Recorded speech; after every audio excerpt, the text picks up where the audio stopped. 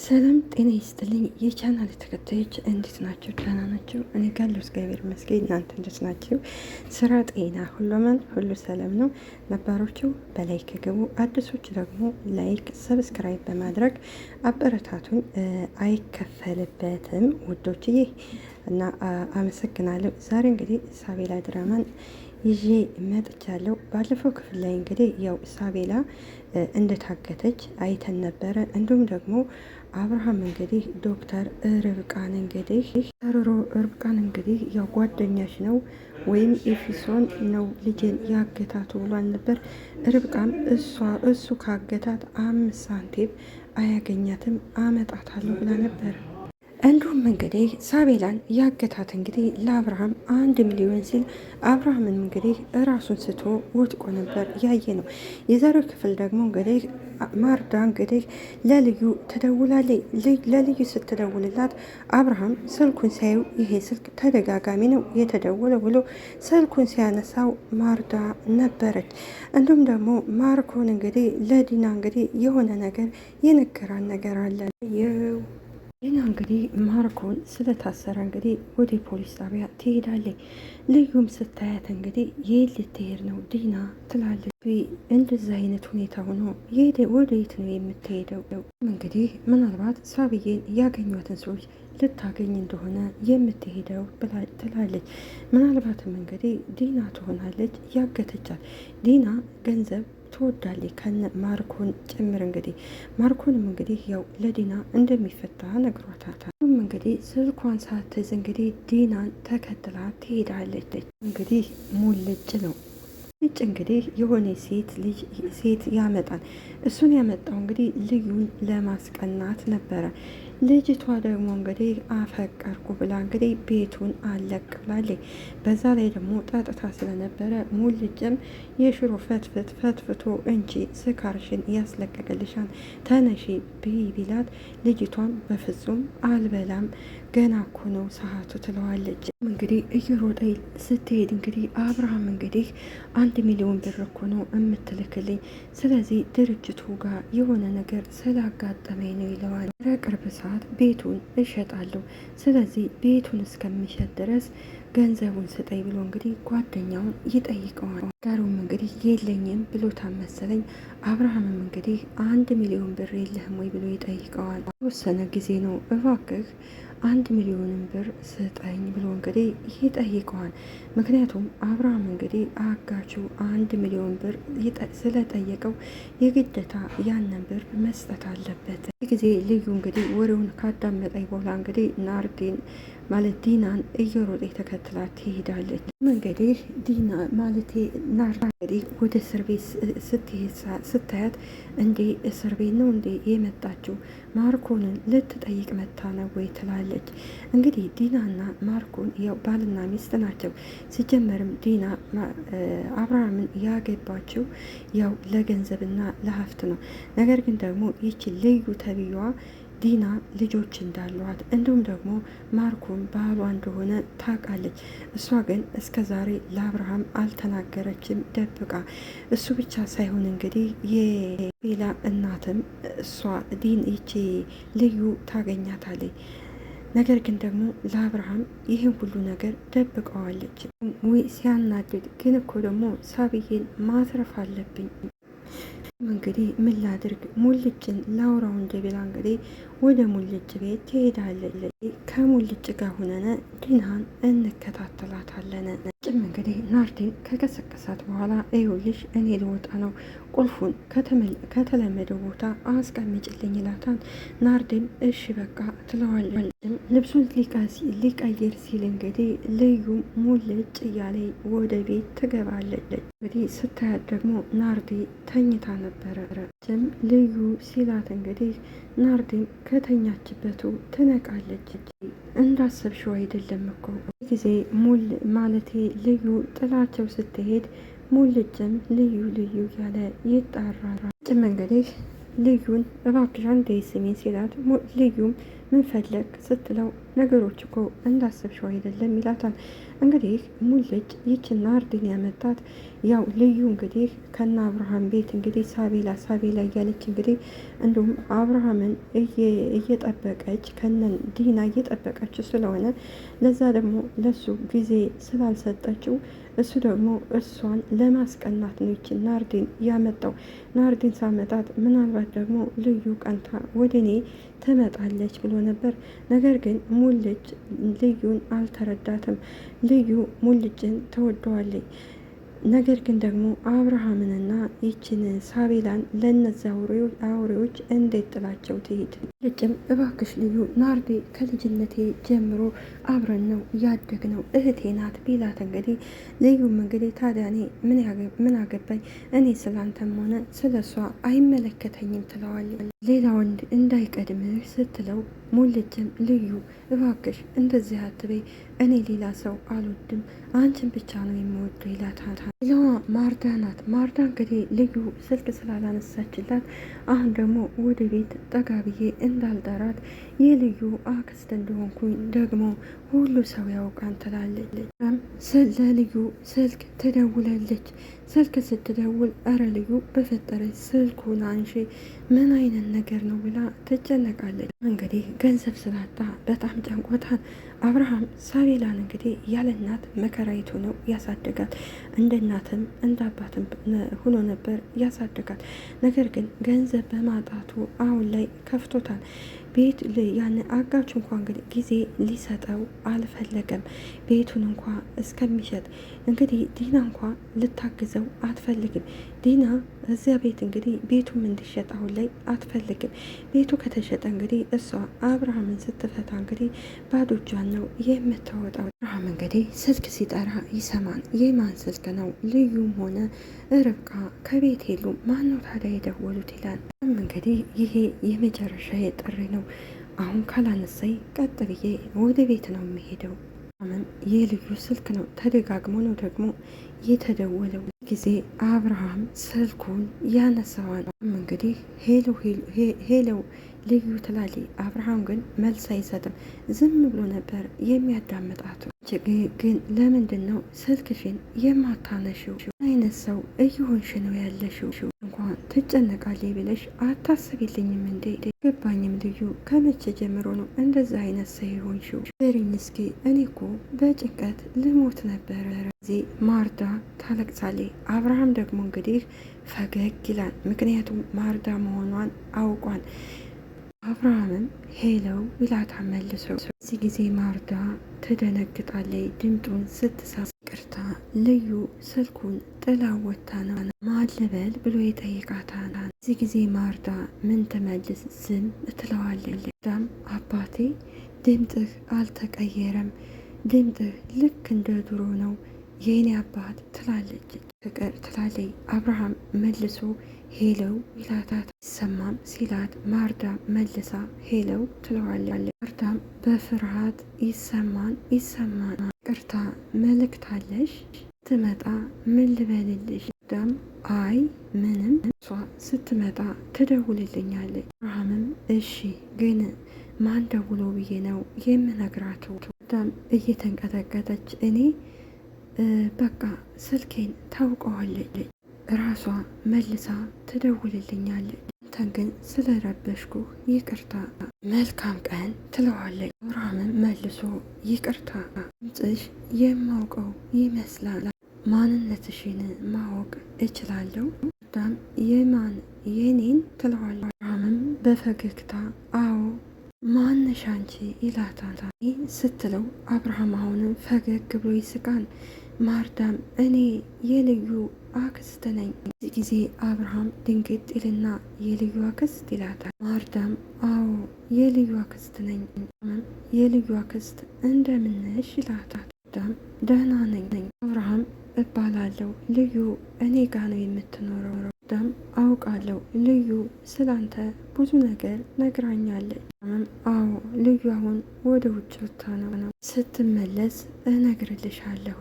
ዳም እሺ ግን የማን ድምፅ መስሎ ነው ብላ ትጠይቀዋለች። አብርሃምም በትካዜ የባለቤቴ ድምፅ ስለመሰለኝ ነው። እያሰብኳን ነው መሰለኝ፣ ድምጥሽ ልክ እንደሷ ነው። የዚህ ጊዜ ማርዳ ያው እንትሮን ማለቴ ሶቷን ዋጥ አድርጋ ታዳምጠዋል። እራሱ አንቺን እያወራውሽ እሷ ነው እያወራው ነው የሚመስለኝ። ይቅርታ በቃ ሰላም ዋይልኝ። እሺ በቃ ደህና ሁን። ከዚህ ላይ እንግዲህ አብርሃም እንግዲህ ማርዳ መሆኗን አውቋታል። እሷም ታውቋል በእርግጥ እሱም ደግሞ በድምጧ ስላወቃት፣ ነገር ግን እንግዲህ ማርዳ ደግሞ ያው አይደለሁም እኔ የልዩ አክስት ነኝ ነው ያለችው። ማርዳ አሁን ላይ ራሷን ማሳወቅ አትፈልግም። ያው እስከ ዛሬም ተደብቃ ነው የኖረችው። የተደበቀችበት ምክንያት እንግዲህ ስላመማት፣ ዶክተሮች ደግሞ የማይሆን ተስፋ ሰጧት። ስለዚህ አብርሃምን ላለማስጨነቅ ነበር እንደዛ ያደረገችው። አብርሃም ደግሞ እንግዲህ ለልጄ ጥሩ እናት አገኘው ብሎ ዲናን ነበር ያገባቱ። ዲና ደግሞ የልጆች እናትና ባለ ያላት ሴት ናት። ባሏንም እንደውም ከወደ ቤት ይዛ መታ ወንድሜ ነው ያለችው እና አብርሃም ሲበዛ በጣም የዋ ነው። ይህ ሁሉ እንግዲህ ሚስጥር ልዩ ታውቅ ነበር። ልዩ ለአብርሃም እውነቱን መቼ እንደምትነግረው አናውቅም። ሌላው ደግሞ ማርዳ አሁን ላይ ከአብርሃም ጎን ሆና መቆም አለባት። ወደ ቤቷን መመለስ አለባት። እንዲሁም ደግሞ ልጇ የት እንዳለች አብራ መፈለግ ነው ያለባት እና እንግዲህ አብርሃም አሁን ላይ ያለበት ሁኔታ በጣም ነው የሚያሳዝነው። ያው ልጁን ለማዳን ልጁን እንዳትሞትበት ሲል ግዴታ ቤቱን ሽጦ ያንን 1 ሚሊዮን ብር መስጠት አለበት። ስለዚህ ይህን እንግዲህ ያገተችው ወይ ዲና ናት ወይም ደግሞ ያኔ ኤፍ የሚባለው ልጅ ነው የሚሆኑት፣ ከሁለቱ አንዱ። አብርሃምም እንግዲህ አንቺ መስለሽ የሰው ድምፅ ሰማው ስለናፈቅሽኝ ይሆን የኔ ቆንጆ ማርዳ የት ነው ያለሽው? ልጅሽ እኮ ብታይ ታግታለች። ይህንን ብትሰሚ ምን ትሆኚ ይሆን ይላል። ይህንን ስትሰሚ ትጠልኝ ይሆን? ልጅሽን ከየትም ብዬ አመጣታለሁ። አንድ ማስታወሻ የቀረችኝ እሷ ነች። እሷ ውስጥ ሁሉ ጊዜ አንቺን አይሻለሁ። ስለዚህ ሁለታችሁን ማጣት አልፈልግም ይላል። ስለዚህ አሁን እኛ የምንለው አብርሃም እውነቱን ማወቅ አለበት። በጣም በህይወት እንዳለች ማወቅ አለበት። እንዲሁም ደግሞ ዲቼ ደግሞ ልጆች እንዳሏት ማርኮን ደግሞ ባሏ እንደሆነ እውነቱን ለአብርሃም ቢነግሩት በጣም ደስ ይለናል። ስለዚህ አብርሃም ሁል ጊዜ እየተሸወደ መኖር የለበትም። ስለዚህ ልዩ ቢያንስ ሌሎቹ ባይነግሩት እንኳ ልዩ ምን ችግር አለ ብትነግረው? እስከ መቼ ነው የምትደብቀው? ሁሉ ጊዜ እሷ ከማልቀስ ውጭ ሌላ ነገር የላትም። ብቻዋን እያለቀሰች እንግዲህ የኔው እስካሁን ታስበኛለህ፣ ድምጤን እንኳን አልረሳኸውም ነው የምወድ እና ደግሞ በጣም ነው የናፈከኝ ትላለች። ስለዚህ እንደዛ ከሆነ ማርዳ እውነቱን ለአብርሃም መናገር አለባት። ሌላዋ እንግዲህ ተንኮለኛዋ እንግዲህ ዲና ወደ ፖሊስ ጣቢያ ትሄዳለች። ዲና እንግዲህ ባሏ ማርኮን ስለታሰረ እሱን ልትጠይቅ ወደ እሱ ሄዳለች። ማርኮንም እንግዲህ ወደ ዲና ይመጣል። ዲና ምን ሆነሽ ነው ብሎ ይጠይቃታል። በጣም እየነካካሽ ነው፣ አመመሽ እንዴ? አይ ደህና ነኝ፣ ማታ ሳሎን ነበር እያደር ነው እዛ ነው ትለዋለች። ማርኮንም ለምን ብሎ ይጠይቃታል። ክፍልሽ ምን ሆነ? ጀዝባ ጋር ተጣልተሽ ነው አይደል ይላታል። ከገዛ ቤቱ እንግዲህ የገዛ ሚስቱን እንግዲህ ለገንዘብ ብሎ አቶ ማርኮን እየሸጠ ሰውዬ ነው። እረ አልተጣላሁም። እሺ እጅሽን ደግሞ ምን ሆነሽ ነው? የኔ ፍቅር ደህና ነኝ አትጨነቅ ትላለች። እንግዲህ ማርኮንን የኔ ፍቅር፣ አብርሃምን ደግሞ አባቴ እያለ እያታለለ የምትኖር ሴት ነች። ማርኮንም አትጨነቅ፣ እንደዚህ ሆነሽ ለምንድን ነው የማልጨነቀው? የማይረባ እየደበደበሽ ነው እንዴ? ወይንስ ራሽን ምን ለማድረግ እየፈለግሽ ነው? የኔ ፍቅር ቤት ውስጥ አንዳንድ መስተካከል ያለባቸው ነገሮች ነበሩ፣ ደግሞ በራሴ መንገድ እያስተካከልኩ ነው። ይሁንህ መጨነቅ የለብህም ትለዋለች። አሁን ደግሞ ምን ተፈጠረ ብሎ ይጠይቃታል። ሳቤላ ታግታለች። ማርኮንም ሳቤላ ታገተች ይላታለት። ማነው ያገታት ብሎ ይጠይቃታል። ዲናም እኔ እንጃ ማን እንዳገታት። አግተዋት 1 ሚሊዮን ብር ጠይቀዋል። እና ታዲያ አብርሃም ምን አለ ብሎ ይጠይቃታል። ምን ሊያደርግ ነው ሲላት፣ ዲናም ያው አብርሃም ለልጁ ያለውን ነገር ታውቅ የለ ቤቱን ለመሸጥ አስቧን ብላ ትነግረዋለች። በዚህ ጊዜ ማርኮን ይደነግጣል። ባይሳካ ቤቱን ደግሞ አስይዞ ለመበደርም እያሰበ ነው። ብቻ እንደምንም ብሎ ያስፈታታል። አንተ መጨነቅ የለብህም ትሏለች። ማርኮን የተጨነቀው የአብርሃምን ገንዘብ ባለማገኘቱ እንጂ የሳቤላ መታገት አሳስቦት አይደለም። እንግዲህ ለዲና አይሆንም፣ በፍጹም ያን ቤት በጭራሽ መሸጥ የለበትም ይላታል። ቤትም ብሎ በየትኛውም መንገድ የእኛ ነው መሆን ያለበት ቃል ግቢልኝ ይላታል። ቤት እንዳይሸጠው አብርሃምን እንደምታስቆሚው ቃል ግቢልኝ ይላታል። እንግዲህ አብርሃም ከንብረት የምትቀድመው ደግሞ እህቱ ነች። ስለዚህ ማርኮን ተሳስቷል። ማርኮን መጀመሪያ የተሳሳተው ሚስቱን እህቴና ብሎ ለአብርሃም ሲያጋባ ነበረ። የኔ ፍቅር ተረጋጋ እንጂ ስለ እሷ ትጨነቅ ስትለው አብርሃም ይሄ ማርኮንም ለምንድን ነው የማልጨነቀው? ቤት እኮ ስንት ዋጋ ከፍያለሁኝ። ወይ ምን ያላደረግኩት ነገር አለ? ተሸጠ ማለት ስንት ነገር የለፋንበት እኮ ነገር ባዶ እጃችንን ነው የምንቀረው ይላል። ሲጀመር ቤቱ የማርኮ የዚህ የአብርሃም ሳይሆን የማርዳ ቤት ነው እና አሁን ልዩም ሆነች ዶክተር ርብቃ እንግዲህ ለአብርሃም የሚያስቡለት ወይንም ደግሞ የሚያዝኑለት ከሆነ ዲናና ማርኮን ባልና ሚስት እንደሆኑ እንዲሁም ደግሞ ልጆች እንዳላቸው መናገር አለባቸው። ሌላው ደግሞ ኤፊ ነው። ኤፊ እንግዲህ የርብቃ ጓደኛ ይቺ ዲና እንዲሁም ማርኮን ልጆች እንዳላቸው ያውቃል። ስለዚህ ለአብርሃም እውነቱን ቢነግረው ጥሩ ነው እና ምን ለማለት ፈልጌ ነው ዲና ባጠፋችው ማርኮን ባጠፋው ደግሞ ሳቤላ መታገት የለባትም ነበረ። ሆንም ነገ እፈታለሁ ቃላቸውን የማያጥፉ ከሆነ ሲላት ዲና በደስታ ፈገግ ትላለች። እውነት ግን ነው ወይ የኔ ፍቅር ትለዋለች። ስለዚህ ማርኮን አሁን ላይ መፈታት የለበትም። ማርኮን ከተፈታ እንግዲህ ሳቤላ በዛው ነው የምትቀረው። ቤቱን እንግዲህ ይሄ ማርኮን አብርሃም እንዳይሸጥ ነው የሚያደርገው። ልጁም እንግዲህ ለማርታ እንግዲህ ሳቤላ እንደታገተች ስትነግራት እንግዲህ ማርታም እንግዲህ እኔ በቃ መኖር የለብኝም መሞት ነው ያለብኝ ልጄ የሆነች ነገር እንደሆነች ታውቆኝ ነበር ብላ ብቻዋን ታለቅሳለች። እንግዲህ ዶክተር ርብቃ ይገናኛሉ። ዶክተር ርብቃ እንግዲህ ኤፉን ስትጠይቀው እንግዲህ ሳቤላን እንዳገታት እሱ እንደሆነ ይነግራታል። እሷም ለምን አደረግ ብላ ስትጠይቀው እሱም ለአንቺ ብዬ ነው ይላታል። እንግዲህ አዎ የሰማሹ ነገር ትክክል ነው፣ ደግሞ አንቺ ልትረጅኝ አልቻልሽኝ ይላታል። ያሳዝን ሁኔታ የሰማሹ ነገር ሁሉ እውነት ነው።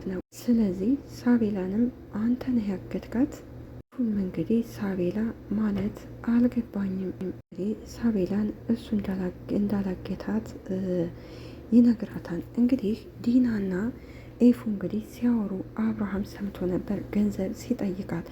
አብርሃምም እንግዲህ ለዶክተር ርብቃ ስለነገራት ዶክተር ርብቃም እንግዲህ ኤፉን ስትጠይቀው አዎ ይላታል። ስለዚህ ይችን ሳቤላን ያገታት ኤፉ እንግዲህ ወይንም ዶክተር ርብቃን ዋሽቷታል። ወይንም ደግሞ እንግዲህ ያገተቻት ይቺ ዲና ተብዬዋ ናት። ዲና እንግዲህ ያን አሁን ይቺ ሳቤላ የያዛት ልጅ ምናልባት ገንዘብ ከፍላው እሱ ሊሆን ይችላልም ያገታት። ስለዚህ ያም ሆነ ይህ ሳቤላ አብርሃም ባላጠፋው ጥፋት እንግዲህ ልጁ መቀጣትም የለባትም እና ይሄ ማርኮን ደግሞ ከእስር ቤት መፈታት የለበትም።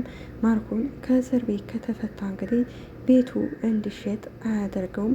እንደለመደው ደግሞ ያንን መድኃኒት ለአብርሃም ማደንዘዣ ሊያሰጠው ይችላል። ስለዚህ አብርሃም ከእስር ሳይፈታ ሳቤላ ቶሎ መውጣት አለባት። ዲና ደግሞ ቢያንስ ልጆች አሏት። ስለዚህ ሳቤላን እንደ ልጇ አይታ ይሄ ማርኮን እንግዲህ ቤቱ አይሸጥም ቢላት እንኳን እሷ አይተሽቶ ልጅቷ ከታገተችበት ካለበት መውጣት አለባት ነው ማለት ያለባት። ነገር ግን እሷ ማርኮን አሁን ከእስር ቤት ስለሚፈታ እንግዲህ እሷ በጣም ነው የተደሰተችው። ምክንያቱም አብረው ሁለቱ ከሆኑ ያው የለመዱትን ተንኮላቸውን ይሰራሉ። ሌላዋ ልዩ ናት። ልዩ እንግዲህ ለአብርሃም እስከ መቼ ነው የምትደብቀው? ስለዚህ አብርሃም የሆነ ነገር ከመሆኑ በፊት ልጁን እንዲሁም ንብረቱን ከማጣቱ በፊት ርብቃ ይቺ ዲናና ማርኮን ባልና ሚስት እንደሆኑ እንዲሁም ደግሞ ልጆች እንዳላቸው እውነቱን መናገር አለባት። አብርሃም ደግሞ ሁል ጊዜ የዋህ መሆን የለበትም። እሱም ብልጥ መሆን አለበት። እንዲሁም ማርዳም ደግሞ በህይወት እንዳለች ለአብርሃም ትንገረው። አሁን እንግዲህ ልጇ እንደታገተ ሰምታለች። ስለዚህ ቀጥ ብላ ቤቱ የእሷ ስለሆነ ወደ ቤቷ ሄዳ ከአብርሃም ጎን ሆና ልጇን ማፈላለግ አለባት። የዛሬው ይህንን ይመስላል። በሚቀጥለው ክፍል እስከምንገናኝ ቸርን ሰንብት። አገራችንንም ኢትዮጵያ ሰላም ያደርግልን። እኛም ደግሞ ፈጣሪ አምላክ በያለንበት ይጠብቃችሁ ይጠብቀን እላለሁኝ። እንግዲህ እናመሰግናለን።